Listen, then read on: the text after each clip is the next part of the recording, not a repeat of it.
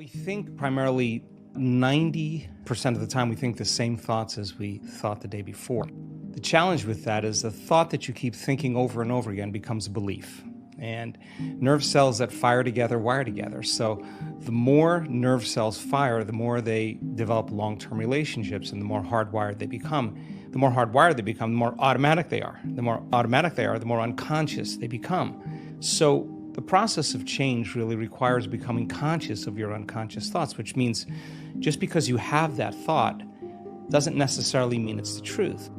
If you have that thought and you accept it, you believe it, you surrender to it without analyzing it, that thought will lead to the same choice, which will lead to the same behavior, which will create the same experience, which then will produce the same emotion. The same emotions then drive our very same thoughts. In time, our biology, our neurocircuitry, our neurochemistry, our hormones, and even our gene expression stays the same because we're the same. So in the process of change, when you come up against that unconscious belief and you make it conscious, most people get uncomfortable when they confront that thought. And they're stopping an automatic process. And the body, which has been conditioned to be the mind because it's doing something over and over again, that's a habit, is craving the experience because it wants the emotion associated with it, right? So the thought of being unworthy produces the feeling of being unworthy. That feeling then, when the person feels unworthy, tends to cause the person to think more unworthy thoughts.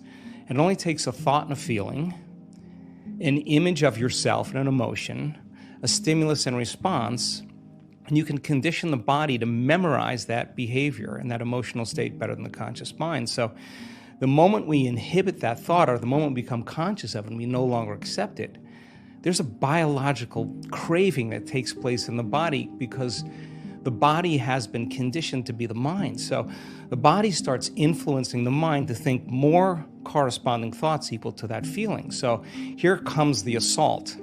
You're not only unworthy, you're everything else that goes along with that feeling. And this is where people have to make up their mind if they truly want to change. Because if you decide to confront that thought and make a different choice, get ready because you're going to feel uncomfortable.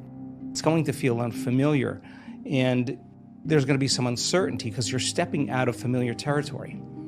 You're stepping out of the known and you're stepping into the unknown. Now, this is really when you leave the bleachers and you get on the playing field because the brain immediately looks around in its environment to see if anything's changing because you're changing, and you see that nothing in your world is changing because you actually haven't fully changed yet. So the moment we look for evidence in our life and we don't see it, sooner or later most people accept that thought, which leads to the same choice, which creates the same behavior, which creates the same experience that produces the same feeling. Then they say, oh, this feels right to me. No, that feels familiar because you've just returned back to the known self.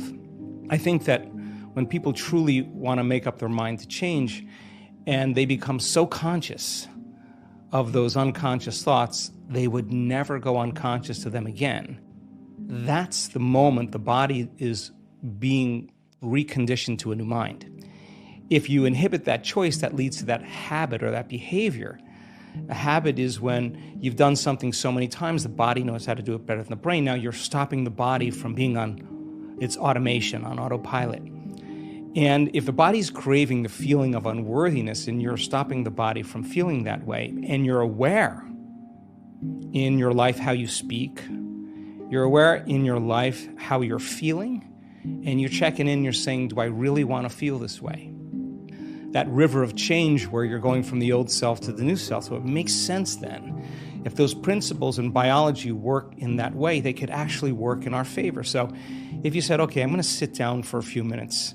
I'm going to become so conscious of my unconscious self, my unconscious personality, that victory today would not be going unconscious to those thoughts, behaviors, and emotions. Okay, let me get so familiar with them that I don't go unconscious. Okay, I got that down.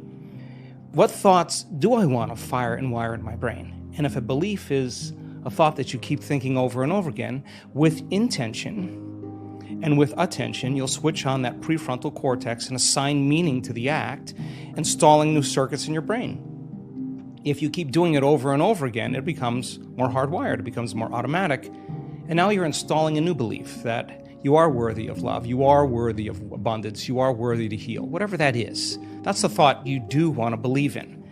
And when it matters the most is when it's the hardest. Because if you don't have the circuitry in place, you'll default back to the old programs, right?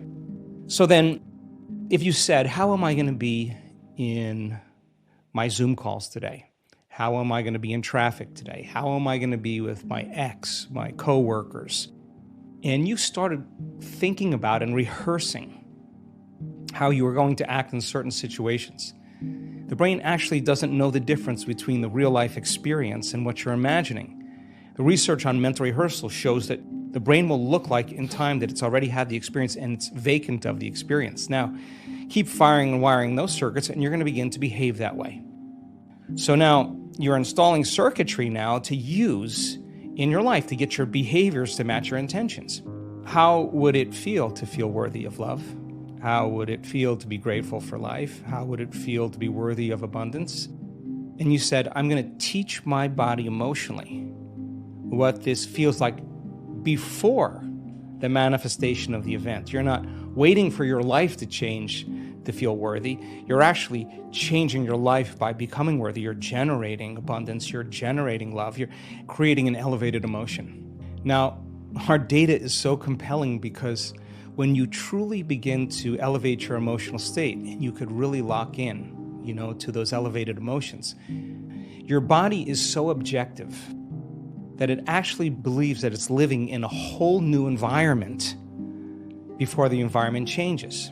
In other words, the body's believing it's in that new future.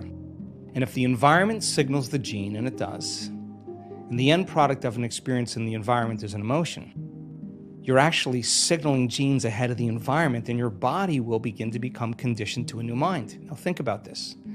If you did that every day, the word meditation literally means become familiar with. You become familiar with your old self, you become familiar with your new self, and you say, I'm not getting up until I feel this feeling.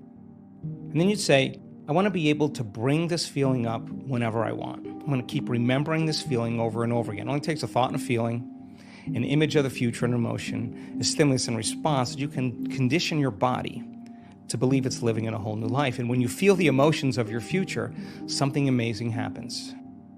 You're no longer in lack or separation, so you're no longer looking for the event to take away that feeling of lack or separation. Your body's actually believing it's in the event. And so then you're not looking for it. You feel like it's already happened. Get ready, because that's when your life begins to change.